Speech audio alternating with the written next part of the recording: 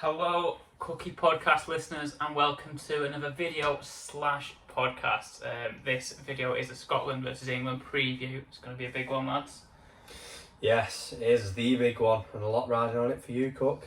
I mean, I will firmly be supporting England. I said it on the podcast back in the day, but Scotland, they shot themselves in the foot the other day, and we're going to get into that. We're going to dive into it, but it's a bit of an England-Scotland preview in it that we said we're going to do for the listeners today. So so obviously England kicked off their campaign for a lovely 1-0 win. Me and Stan did a 5 things learned on that, which came out Sunday, and then the day after, unfortunately, the Scots, I thought they played alright, but it was a tough loss to take, and they lost 2-0 to the Czechs, so that means a lot rise in this game, especially for Scotland after losing the first one. The group standings are the Czechs are actually at the top of the group after the first game, just because scoring them 2 goals, thanks to Patrick Schick's 50-yard effort. But yeah, we're going to go right into it. Should we start from England or Scotland? What do you reckon? Scotland, I reckon. Scotland. So Scotland, obviously, they was without Kieran Tierney. That was a bit of a heartbreak.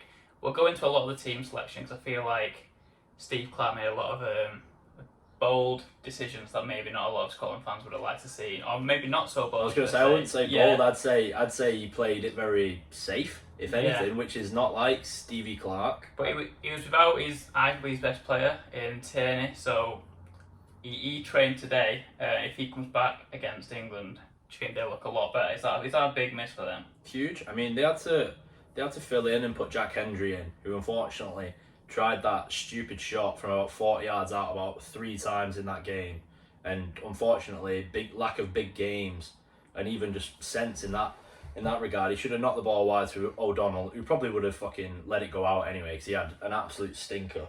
He's shit. But if they play Tierney, they don't have to shuffle as much over, and like we was on about the team selection, Steve Clarke left Shea Adams on the bench, which I thought was so dumb. I thought they played well against Holland, got a 2-2 draw, should have won, and that was playing 3-5-2 or 5-3-2, whatever way you want to look at it.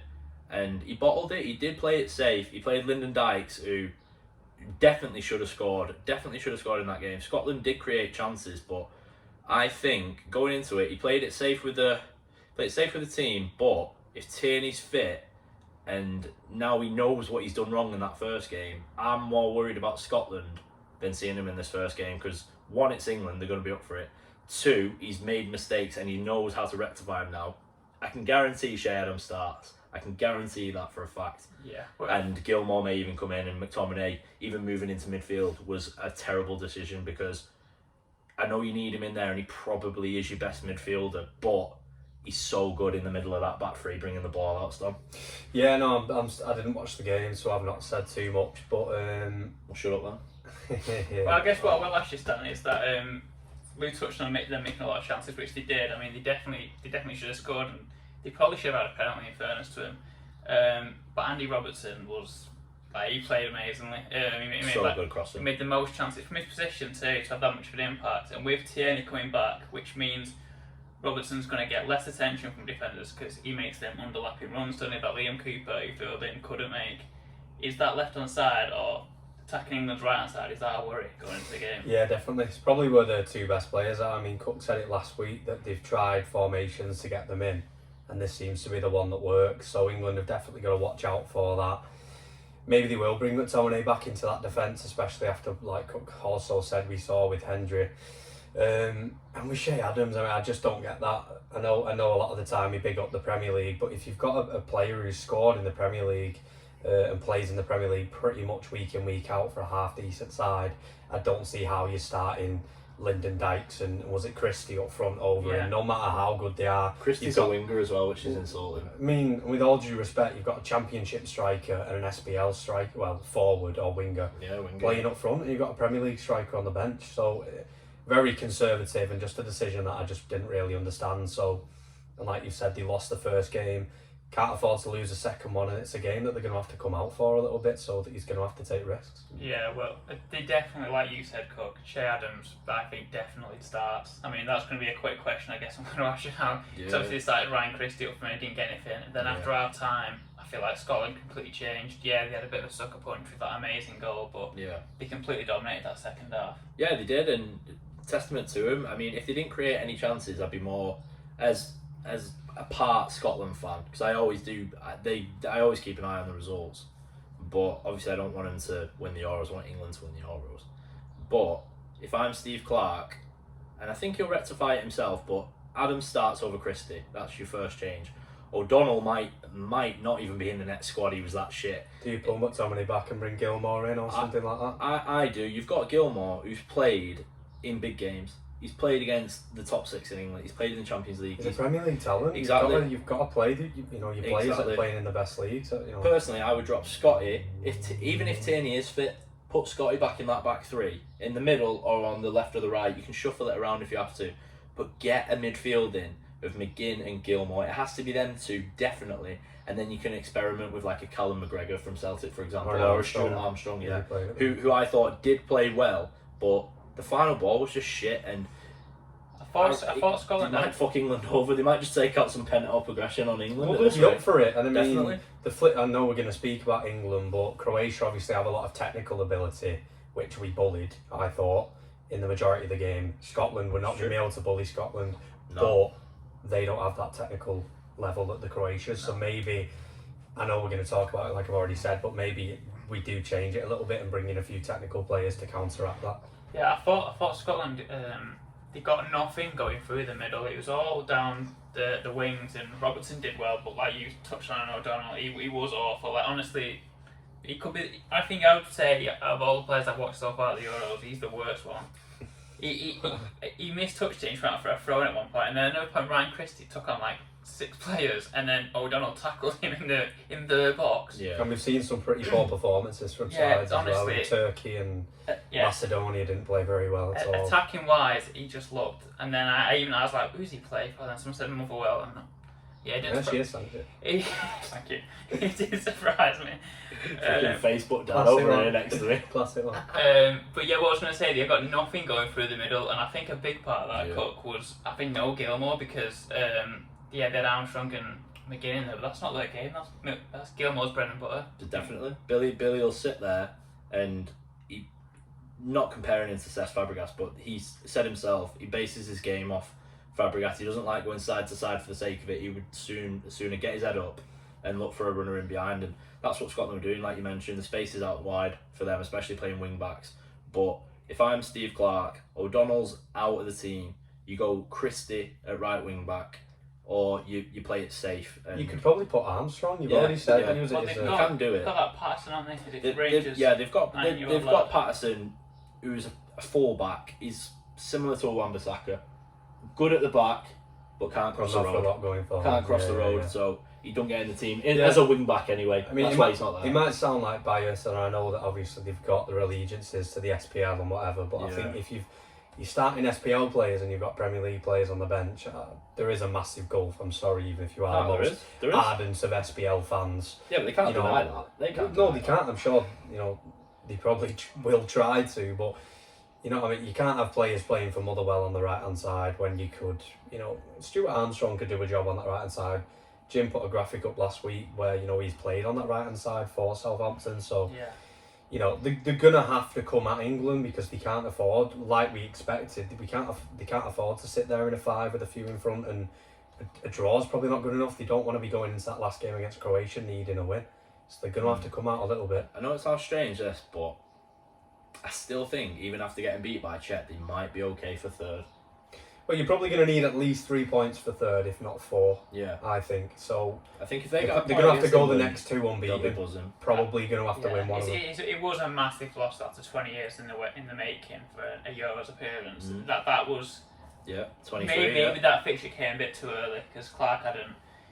I don't know. He kind of been a bit too. Not been brave enough. Yeah, he wasn't. And I guess the last thing on Scotland we'll talk about is he had an off day with Lyndon Dykes. He didn't win a lot of his aerials, which you'd expect him to do, and he missed chances he did. But at the end of the day, against England, he is going to be a threat just because of how big he is. So with Noel Maguire potentially as well. Yeah. So what I was going to say, what do England do to do they go and like press high on the centre backs, or do they push that line up? I think I'm going to completely. Well, not contradict it, because I'm not opposed to playing a back 3 or 5, whatever way you look at it. But they're going to go 2 up front, so go 3 at the back, in my opinion. Go 3 at the back, match them up, and we'll play them off the park. No. That would definitely happen. Dykes is going to cause problems, and Adams is a good player. And with our makeshift defence, I would personally revert back to a 3, even if it's for one game. We can do it. Would you match them up? I mean, we spoke about Southgate. We can assume that he's got a plan for each game, especially the group games, because you can plan for them. Obviously, you know you're playing. Trippier at left back, we mentioned in the review that we think he was in there for a specific reason.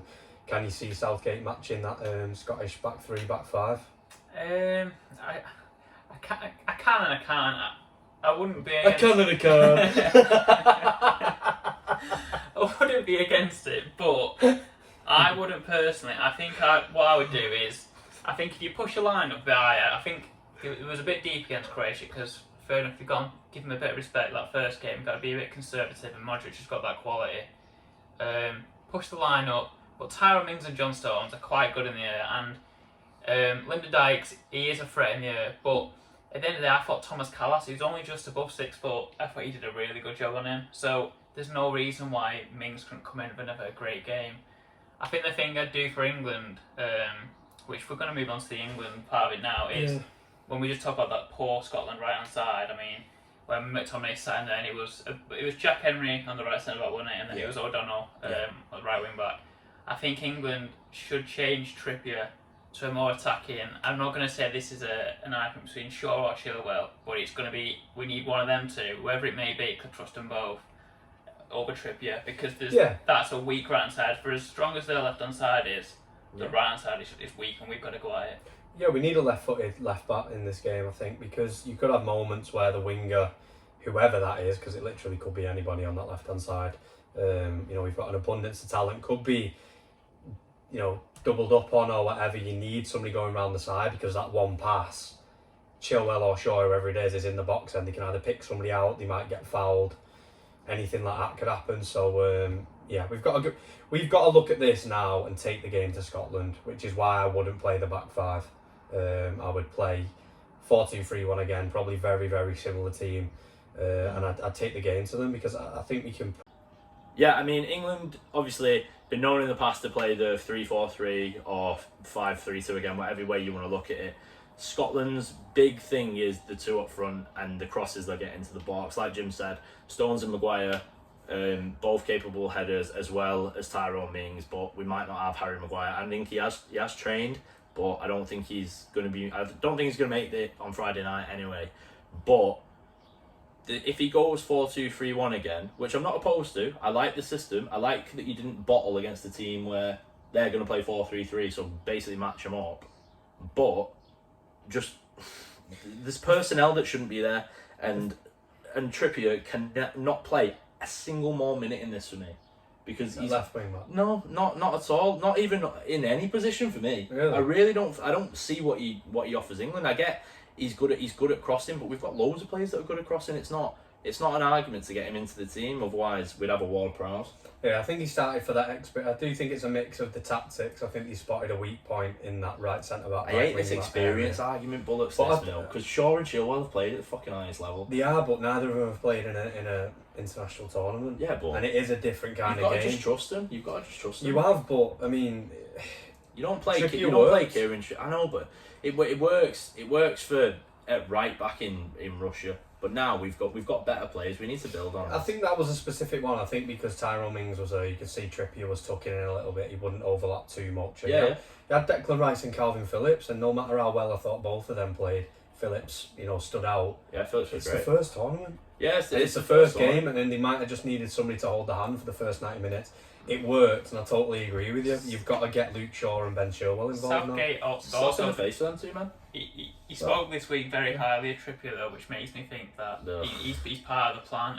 He said, Gareth. He said that he's one of the most understated fullbacks in the world, and the fact that he's coached by Simeone and he trusts him in that system, then Southgate should trust him. But I do think his decision to start him against Croatia was vindicated by the fact we got him behind a few times by Trippier doing that.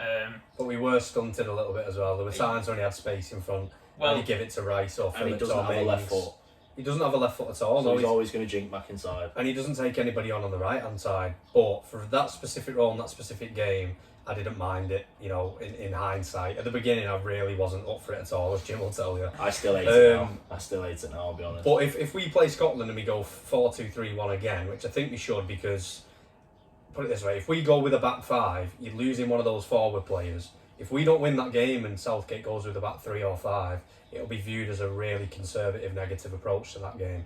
So if we're playing 4-2-3-1 and Trippier starts at left back again, I really won't be into it, and I think we will see us lose something down that left hand side in games like that when we might need. But it's our attacking outlet, isn't it? Yeah, Shaw and Chilwell, yeah, obviously, for their clubs, get assists. They've been known to. Chilwell, obviously, in my opinion, is more of an attacking fullback than Shaw because he scores more goals. But both of them offer you an outlet with an actual left foot. It's horses for courses. You've got, you know, a team in Scotland who aren't at the level of Croatia, despite, you know, them not being the team that they were 3 years ago. But, you know, you've got Shaw, who's probably been the best left back in the league, and Chilwell, who's just won a Champions League. So if you can't trust either of them two, then That's what I mean. It's a slap in the face for them men. I mean, Yeah. I don't know if I'm overreacting, but it's you play your best players, and at left back, Trippier ain't going to do us anything, and even at right back, I don't think he's our best one. So why even play him? I think against Scotland we're going to expect a lot more possession too. So I think Trippier will be a waste in the sense that we need to score. they'll leave a space. So you need players that can carry we it. score like Grealish, moving on. I highlighted it. Well, I highlighted it before the side. I think against O'Donnell and Hendry, I honestly think Sterling. I mean, I know he got a lot of flack before playing, and I think people might trust him a bit more now after his performance and his goal. But he 1v1 pace, he will kill both of them. And the fact that he'll move inside, get it around Harry Kane, then you need someone to occupy that left hand side. And we've got two perfect players like ready made for it. Like Shaw have had such a good season with assists and stuff, and so has Chilwell with the limited games he might have had. He's moved to Chelsea, so I think that would be massive for England. And yeah, if you want to move on to Grealish, he didn't train today, which was maybe a bit of a tell why we didn't see him against Croatia. Because one of my questions was actually going to be, would we like to see Grealish play a minute this game? Because I mean, a lot of people would have been surprised that after his friendly performances, he didn't get a minute against Croatia. No, he didn't. I was surprised about that as much as anyone, and especially when it wasn't going our way before the Sterling goal. There's a lot of people that would have definitely left Sterling out. Me being one of them. Obviously, the decision paid off, but I feel like in a game like Scotland, if Grealish is fit, you play him because he can get at players. Even if that means dropping Sterling, Gareth might have to put an arm on him and say, "Listen, lad, you were perfect for the last game, but these are going to sit deep. These are going to sit deep, and Grealish can obviously get in places you can't, and you'll come on with Rashford and whoever else, and we'll kill them on the counter." And that's the way I think it'll go. I think it'll be another tight affair. Two teams not wanting to lose, especially Scotland. They'll be shitting it more than England, but they'll still be up for it. But I think that's the way to go. If he's fit, start Grealish. He's fine. Yeah. He'll come on and him and Rashford will kill him just at the end. I think my last question would be to you, Stan. It would be, I thought Calvin Phillips and Declan Rice were amazing against Croatia. So good. Rice was an understated one. He did a lot of sweeping. I think that would be big against Scotland, especially the amount of crosses they're going to put into the box. But do you split up that midfield against a team who we need to score against, or do you keep them the same? No, I keep it exactly the same. I think you need, especially with Noel Maguire, you've got Mings and Stones there. And after that performance, you don't split them up. You just don't. It's a good platform for the attacking players to have behind them, knowing that they've got those two that can, both of them can destroy, and both of them are pretty comfortable on the ball as well. So no, they've both got to start for me. Definitely get that relationship building up, and I actually think it's probably better for England going forward that them two start, if you get what I mean. Because I mean, it's obviously I'm a United fan, so I watch McTominay and Fred, and United don't attack as much when they're not on the pitch, because we don't win the ball back as early, and those forwards have to track back a little bit more because we've only got one doing that job.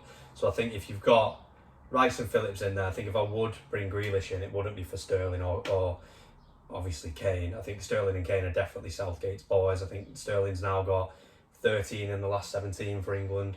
It would be for Mount or Foden. But the good thing is for England is, if Grealish isn't fit, it doesn't really make that much of a difference. I think he will be good in a game like this, where you could have that one moment, that free kick, that penalty, especially with VAR, that could be the one goal that decides the game. But Yeah.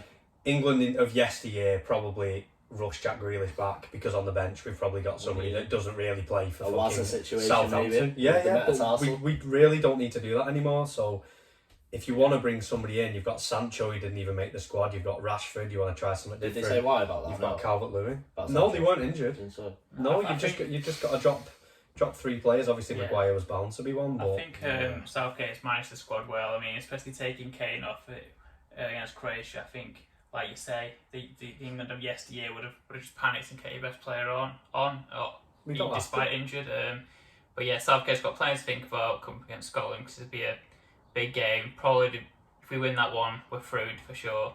And I think Steve Clarke's got even more to think about, hasn't he?